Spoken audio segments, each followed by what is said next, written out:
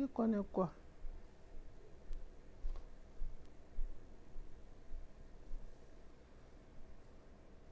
Je suis en train de vous taguer.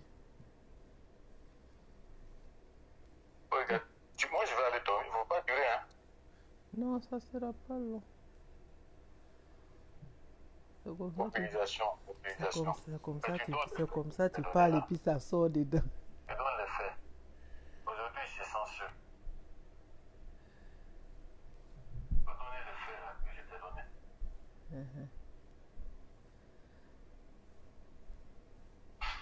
Pour lui-même qui vient de placer. Il ne faut pas oublier de mentionner que les Ivoiriens ont été très malins. Ils sont en train de régler le problème entre eux là.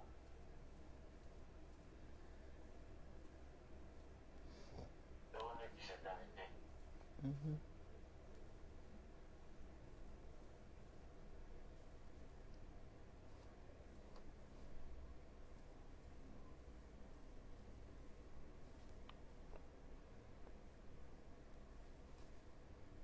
Le 21h10. Je suis en train de taguer, j'ai presque fini. À tout à l'heure. Ok, à tout à l'heure.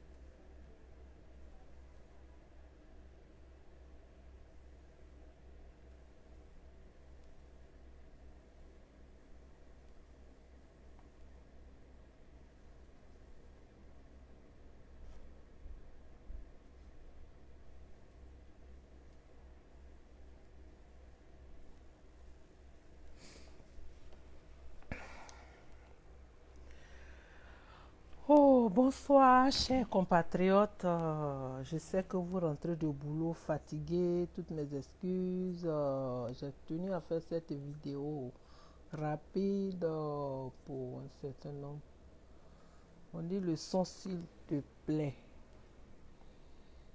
Laissez-moi voir. Vous m'entendez? On me parle du son. Est-ce que le son est bon? Que quelqu'un me signale ça. Parce que Chance Bonan m'a dit que le son n'était pas bon. Mon ami Roger Mensa, dites-moi si le son est bon. Il y a Chance Bonan qui m'a dit que le son, s'il te plaît. Alors, toutes mes excuses, que quelqu'un me signale que le son est bon. Vous rentrez de boulot et le son est bon. Il y a quelqu'un qui m'a envoyé un message. Le son est bon, s'il vous plaît. Ok, le son est bon. Monsieur Aka, Monsieur Penda Diallo me disent que le son est bon. Ok, ça va être très rapide. Oui, le son est bon. Ok, parfait. Merci à vous. Merci de vous joindre à moi. Toutes mes excuses si je suis obligé de vous tenir un peu en haleine avant que vous regagniez vos couchettes, vos lits. Et je crois que beaucoup sont en train de manger et tout ça. Merci à tous. Merci à toutes. J'avais dit en 2019 que nous devons penser à l'après Ouattara. Personne n'a donné dans ce que j'ai avancé. C'est pas grave. Mais compte tenu de ce que M. Ouattara faisait là-bas, qui donnait l'impression qu'il maîtrisait la situation de façon totale, qui a fait que vous n'y avez pas cru. À ce jour, aujourd'hui, la même communauté internationale qui a supporté M. Ouattara, la même communauté internationale qui a supporté la résolution du Conseil de sécurité de l'ONU que la France de Sarkozy avait introduit dans le temps, cette même communauté internationale est refoulée aujourd'hui par M. Alassane Dramane Ouattara. Tous les émissaires qui sont venus, c'est-à-dire les envoyés de la France, de l'Union européenne,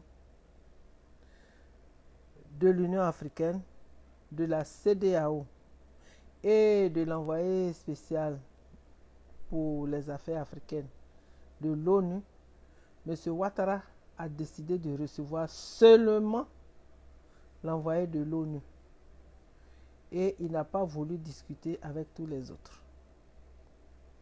Ceci étant, parce que ce sont des gens. Prenons le cas de la CEDEAO puis de la Cour de l'Union africaine. Vous savez qu'il y a des décisions de justice que M. Ouattara a refusé d'exécuter concernant la CEI, concernant le dossier Soro, c'est-à-dire les plaintes de Soro concernant le retrait purement et simplement de certains candidats de la liste électorale et puis du refus de candidature de certains qui aspiraient au fauteuil présidentiel. Les décisions qui sont tombées, M. Ouattara a refusé de les exécuter. Cela veut dire que M. Ouattara, il a ses raisons de les refuser parce que tous ceux qui sont les envoyés de la CEDEAO et de la Cour de l'Union africaine, s'il les rencontrait, c'était pour surtout revenir sur ces décisions de justice et des recommandations qui lui sont parvenues qu'il a refusées. Alors, chers parents, aujourd'hui, M. Ouattara se retrouve seul. Quand j'ai dit que M. Ouattara négociait, en fait, la négociation qu'il voulait n'a pas eu lieu. Et M. Ouattara, même dans les coulisses, dans son cercle fermé, il avait déploré le fait que les protestations sont allées au-delà de 48 heures. Et que si ça continuait, il allait se retirer. Si vous voyez qu'il ne s'est pas retiré, c'est compte tenu de ce que Mme Kandia Kamara, Mamadou Touré, Big Togo et sa gonzesse, j'ai nommé Dominique Ouattara, lui ont dit, leur refus catégorique qu'ils se retirent parce qu'ils ne savent pas de quoi sera fait leur lendemain. Ceci étant, ce que personne n'envisage, c'est que M. Ouattara va fuir. Dites à Adjoumani, quand il bat le Ngononi, là, le petit tam-tam du griot, là, quand il bat d'arrêter un peu pour que les gens entendent. Parce qu'il ne peut pas battre le tam-tam en même temps qu'il parle. Donc il a le temps d'arrêter le tam-tam et de parler. Et puis quand il reprend le tam-tam, il doit la fermer. Et ça sera encore mieux pour lui. Mais la façon dont il procède là, ça ne va pas l'arranger. Je ne pense pas que M. Adjoumani sera bon coureur quand le moment sera venu de fuir. Alors, il n'a qu'à s'arranger à aller chercher non seulement de la glace, mais de l'eau fraîche pour ajouter à son vin. Parce que le problème, c'est que il va se retrouver seul. Et avec la forme qu'il a, comme moi ici, je ne pense pas qu'il peut vraiment courir. Alors les gens même qui pourraient l'aider à se cacher, ce sont ceux-là même que depuis, il insulte. Dites à M. Adjoumani de cesser de bavarder. Parce que là où on s'en va, là, pour être clair avec vous, il risque de se retrouver seul. Et ils sont nombreux comme ça. Et au corps habillé, à quoi ça sert d'aller cacher vos familles dans vos villages? Si vous êtes à Thiers, on sait d'où vous venez. On peut ne pas connaître le village. Mais en passant par vos amis, on saura si vous êtes à Thiers d'Anyama, si vous êtes à Thiers d'Azopé, même vers Azopé, si c'est grand cousin, si c'est où, alors ça ne sert à rien que vous alliez cacher vos familles dans vos villages. On se connaît. Et puis, il y a des gens, par exemple, vous connaissez votre village, mais votre femme n'est pas de votre village. Vous ne faites qu'augmenter son stress, son anxiété et puis ses palpitations. Parce qu'elle va se retrouver avec les enfants chez ses beaux-parents. Peut-être qu'avant cette situation-là, elle n'avait pas très bonne presse auprès de sa belle famille. Ou alors, il y a toujours ces clashs qu'on voit dans les familles entre les belles-sœurs, c'est-à-dire la femme qui est venue se marier, et puis les sœurs du mari. Alors, chers parents du corps habillé, chers parents des corps habillés, tous les corps de métier, j'ai toujours dit à Alassane Dramane Ouattara que vous pouvez longer un fleuve, mais vous finirez par le traverser parce que plus vous le longez et plus vous vous éloignez du village. Alors vous allez traverser et après maintenant vous êtes obligé de parcourir des kilomètres pour revenir au village. Autant chercher à traverser là où vous êtes que de longer le village. Et c'est ce que je disais pour le corps habillé. Vous allez chercher à envoyer vos femmes au village. Ok. De toute façon, c'est de votre droit. Hein, parce que vos ministres même là, les gradés là, ils ont envoyé leur famille à l'étranger. Les enfants de Kandia ne sont pas là-bas. Bon, en fait, ils étaient à l'école ici, d'accord. Mais Big Togo, ses enfants sont partis. Ils sont en Europe. Ils savent où ils sont. Et nous, on sait où ils sont. Eux tous. Pour vous dire que là où nous sommes arrivés, il est mieux pour M. Ouattara. Il est mieux pour M. Ouattara. Il est mieux. Vous voyez, j'ai dit 3 fois. Un pays à quand l'homme, c'est 3 fois. Les femmes, c'est 4 fois.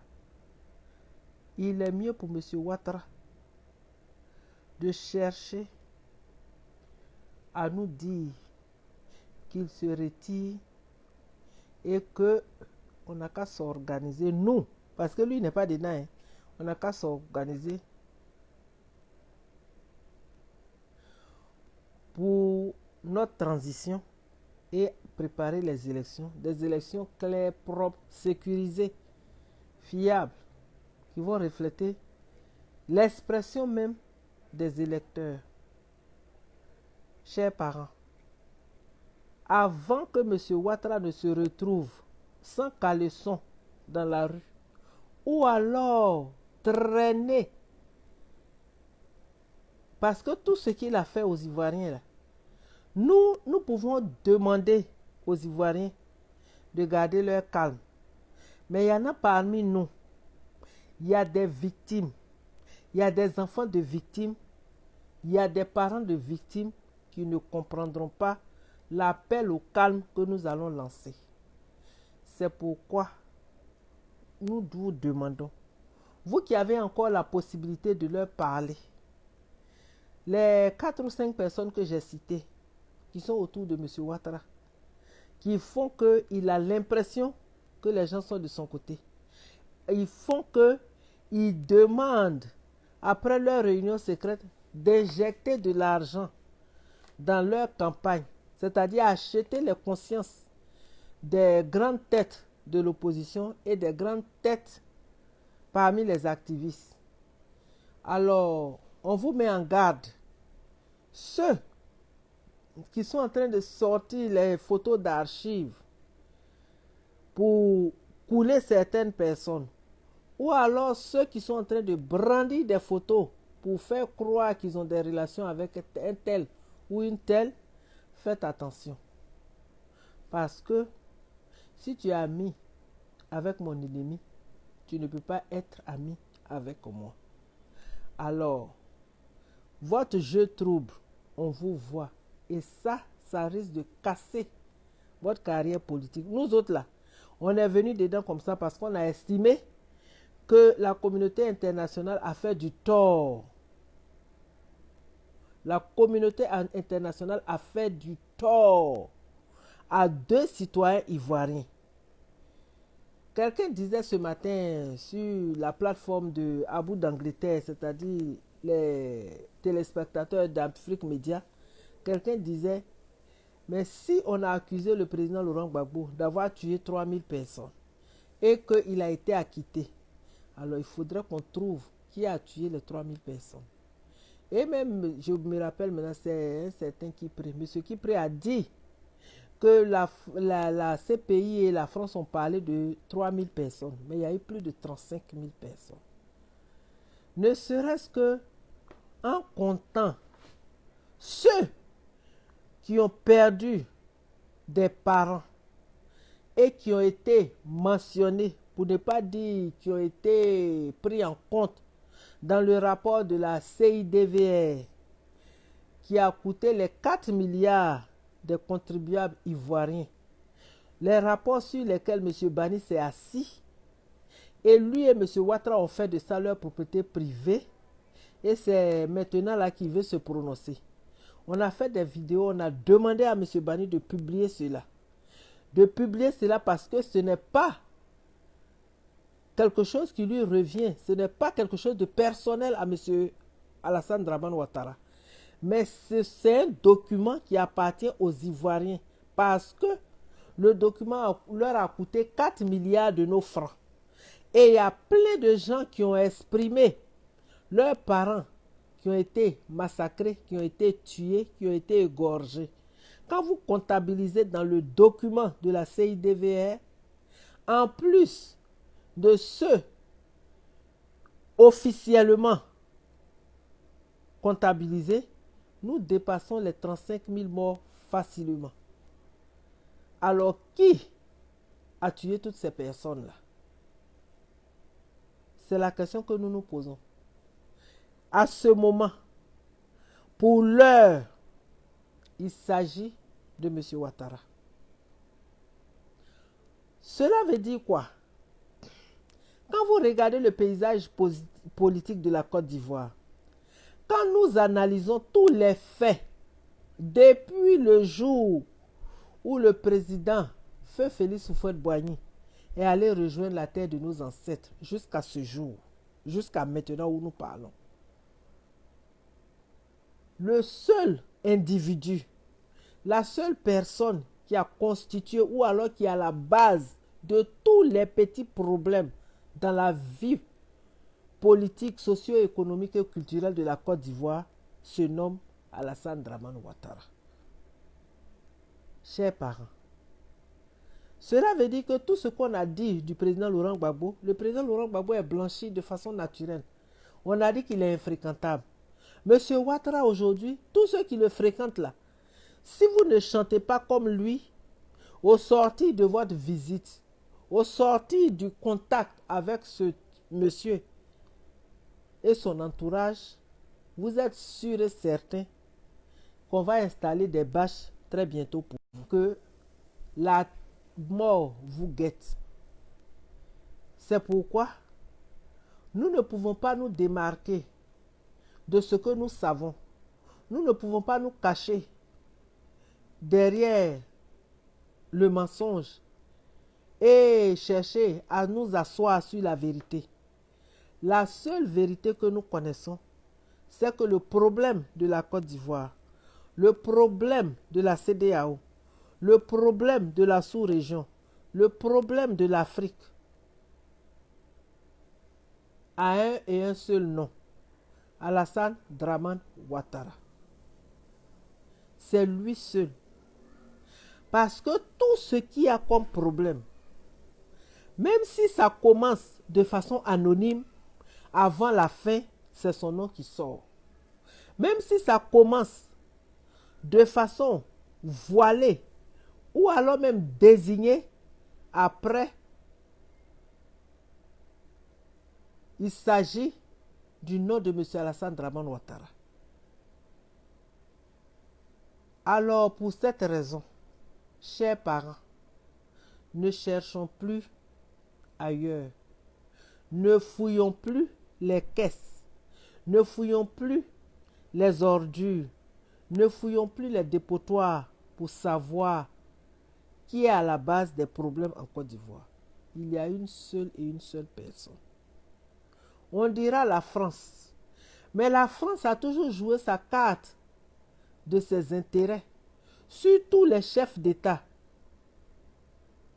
que ce soit en Afrique occidentale comme en Afrique orientale. La France a toujours joué la carte de ses intérêts. Mais elle ne l'a pas accompagné avec autant de décès, autant de massacres, autant d'emprisonnements, autant d'empoisonnements, autant de violations des droits même du citoyen ivoirien et autant de violations sur la base de notre loi fondamentale, c'est-à-dire la Constitution. C'est pourquoi, chers parents, nous devons nous retrouver sous un seul arbre, sous un seul parapluie, sous une seule identité, avec un seul souci: la Côte d'Ivoire, mon frère ivoirien et ma soeur ivoirienne.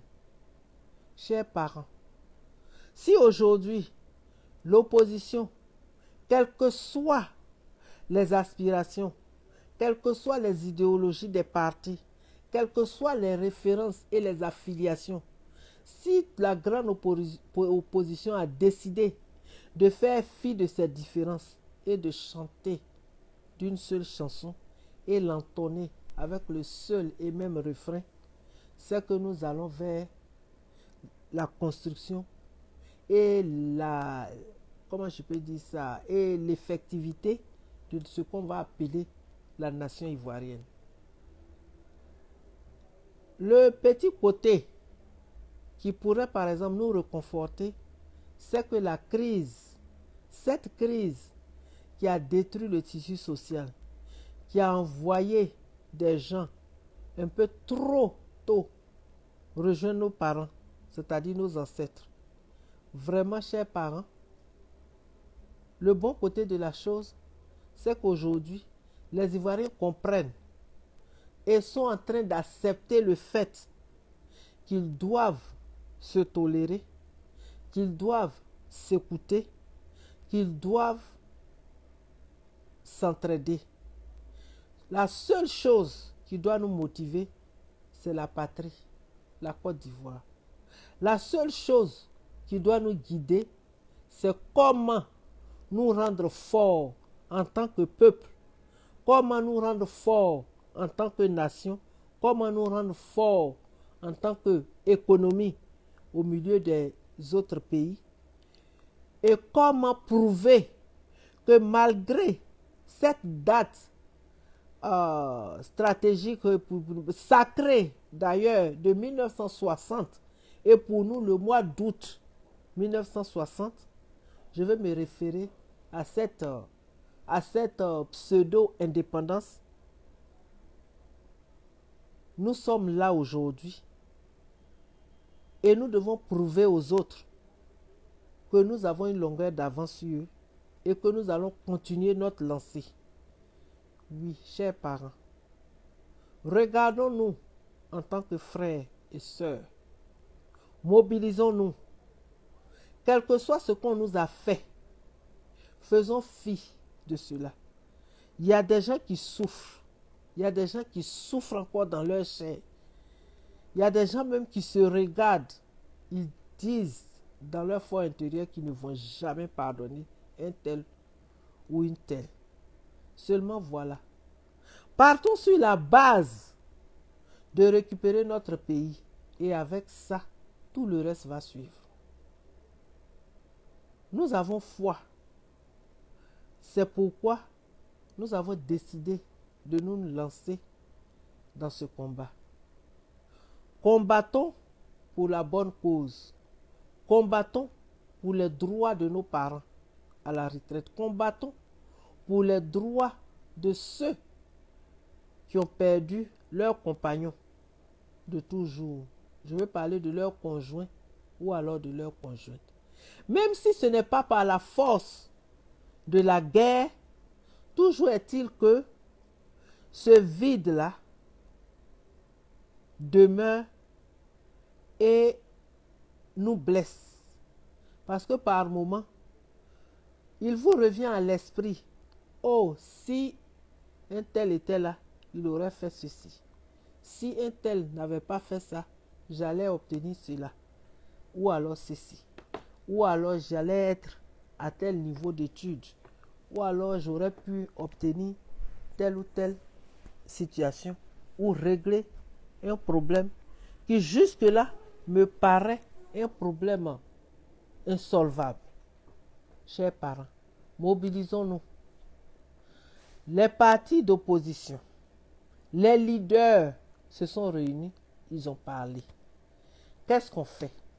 S'il nous revient et il nous appartient avec le droit même de notre citoyenneté de revendiquer, alors de nous mobiliser pour exprimer notre mécontentement dans les normes prévues par la Constitution, notre loi fondamentale. C'est pourquoi M. Ouattara qui est resté et qui se retrouve aujourd'hui seul, c'est comme s'il est arrêté au bord du puits. Vous n'avez même pas besoin de le toucher. Ne serait-ce qu'en l'appelant par son nom, il va tomber dans le puits. Alors, ce n'est pas le moment de chercher à clasher des gens. Ce n'est pas le moment de chercher à dénoncer ou alors injurier. Ce n'est pas le moment parce que tout ce que vous faites, tout ce que nous disons, tout ce que nous faisons, ça laisse des traces. Nous sommes dans une nouvelle génération de communication. Les réseaux sociaux, les vidéos, les gens ont des archives privées. C'est pourquoi nous devons faire attention à ce que nous disons à nos frères et sœurs. Nous devons faire attention pour ne pas nous éloigner du plus important. L'essentiel, ce qui doit nous motiver, c'est comment reprendre la Côte d'Ivoire. Et comme je l'ai dit, beaucoup parmi nous ont de très bonnes idées. Je ne savais pas, j'ai découvert que j'ai près de 4000 et quelques suiveurs. Et il y a des gens qui me parlent, qui m'envoient des documents, qui parlent de ce qu'on peut faire pour la Côte d'Ivoire. C'est pourquoi, même si vous êtes réticents, vous devez prendre vos léquets et vous lancer dans la lutte. Parce que quand vous regardez l'horizon, Chers parents, à moindre coût, avec nos petits moyens, dans le contexte même des avis d'appel d'offres, chers parents, nous pouvons tous ensemble réduire ce taux de chômage de plus de 40%, nous pouvons le réduire, le ramener même juste en dessous de 8%.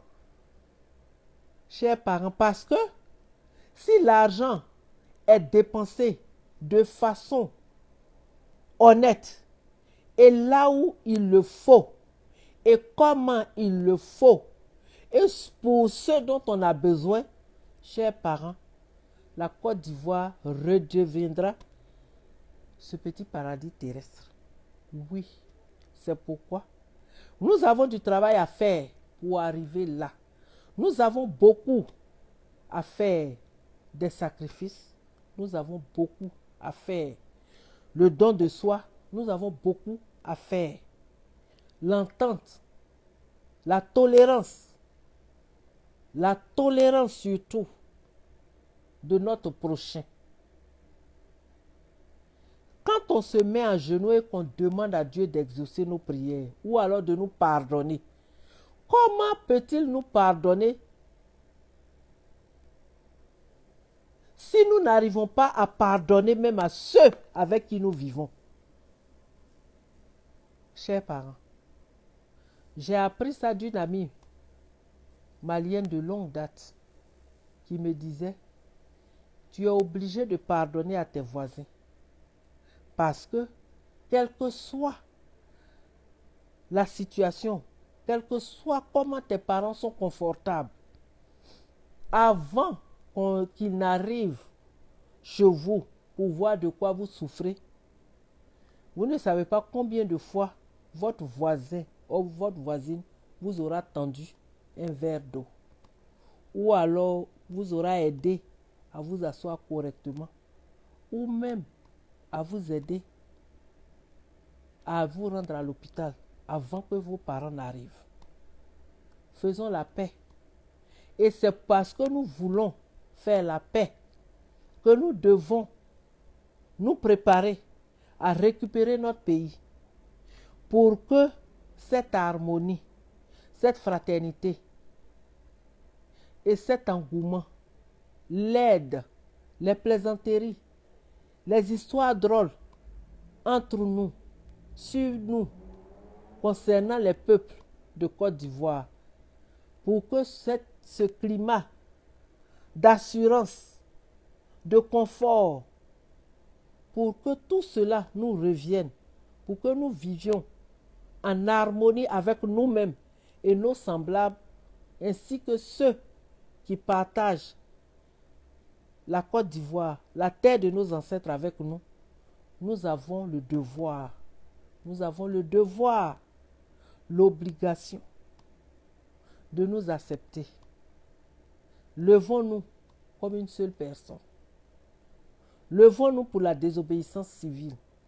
C'est le seul moyen pour nous de récupérer notre pays. Chers parents, oui, c'est le seul moyen pour nous de récupérer notre pays. Ado s'en va. Oui, parce que ce que la France ne doit pas censée ignorer, c'est que elle l'a envoyé, elle doit s'arranger parce que jusqu'à preuve du contraire, les intérêts français vont demeurer la cible de la rage et de la colère du peuple de Côte d'Ivoire. Et je lance un appel aux diplomates, je lance un appel aux chancelleries sur l'étendue du territoire ivoirien, c'est-à-dire principalement, ils sont dans la grande majorité à Abidjan, sauf qu'il y a certains pays limitrophes qui ont des consuls à Bouaké et autres. Je vous lance un appel. Tous ces diplomates et tous ces corps de travailleurs d'ambassade, on vous prévient. Si vous voulez rapatrier vos ressortissants, c'est maintenant, jusqu'à la fin de cette semaine. Sinon après, c'est trop tard. Parce que vous avez regardé M. Ouattara assassiné, empoisonné, tué, traîner, renvoyer, chasser des gens pour qui se retrouvent aujourd'hui en exil. Or, dans notre constitution, personne ne doit demeurer en exil. C'est pourquoi on vous dit, si vous devez rapatrier vos ressortissants, c'est maintenant. Tous les étrangers qui sont en Côte d'Ivoire, si vous devez rentrer, c'est maintenant. Ce n'est pas pendant les hostilités. Ce n'est pas pendant que c'est chaud que vous allez faire semblant de rapatrier vos ressortissants. Alors là, soit tous les Ivoiriens prennent le même avion et vont avec vous, ou alors personne ne bouge. Parce que quand ça va commencer là, ça sera sans arrêt. Et les militaires, tous les grades possibles, vous êtes suivis, vous avez défilé, mettant en garde M. Ouattara. Mais on fait quoi? Et vous-même qui avez dit qu'on regarde là, c'est vous qui mettez vos parents à l'abri. Vous mettez vos femmes et vos enfants dans les villages, dans vos villages. Mais quand ça va commencer à tirer là, on ne sait pas qui tire, on ne sait pas d'où ça vient. Il se pourrait même qu'on revoie l'histoire de la femme Anango qui vendait ses vernis et ses kaolins au bord de la route. Et elle a entendu une voiture freiner et après un bam, elle a dit tuez-le. Et c'est après qu'elle s'est rendue compte que c'est son fils qu'un taxi avait ramassé. Pour vous dire, on nous a dit qu'il va y avoir des casualités, c'est-à-dire des morts. On ne nous a pas dit qui va mourir. Mais on sait. Parce que dans l'histoire de libération de toutes les nations, il n'y a jamais eu de libération sans décès. Il n'y a jamais eu de libération sans atrocité. On ne sait pas qui va mourir, mais on sait qu'il y en a parmi nous qui vont mourir. C'est pourquoi, chers parents, levons-nous comme un seul homme, comme une seule énergie. Battons-nous pour ce qu'on nous a arraché. Battons-nous pour reprendre ce que nos parents nous ont légué. Battons-nous pour faire la lumière à nos enfants et nos petits-enfants. Battons-nous pour restaurer les droits des veuves et des veufs, des retraités, des chômeurs. Parce qu'une cinquième puissance mondiale, une cinquième puissance économique devrait être en mesure de payer les chômeurs. Regardez autour de vous. Des gens de 30 à 40 ans n'ont pas encore eu leur premier boulot dans leur vie. Et quand vous pensez à l'espérance de vie en Côte d'Ivoire, combien de temps vous pensez que ces gens-là vont travailler? C'est pourquoi, d'une seule voix, d'une seule énergie, nous devons nous mobiliser à la désobéissance civile. C'est le seul moyen de bouter Ouattara et de reprendre notre pays. Pour que tous ces opportunistes, ces envahisseurs, ces almoravides qui estiment qu'ils ont eu le no man's land, c'est-à-dire la terre qui appartient à tout le monde, cessent de rêver. C'était mon message. Merci à tous. Merci à tous. Que Dieu vous garde. Que Dieu console ceux qui sont dans la souffrance.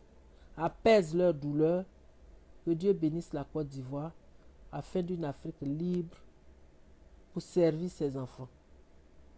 Bonne soirée. Merci.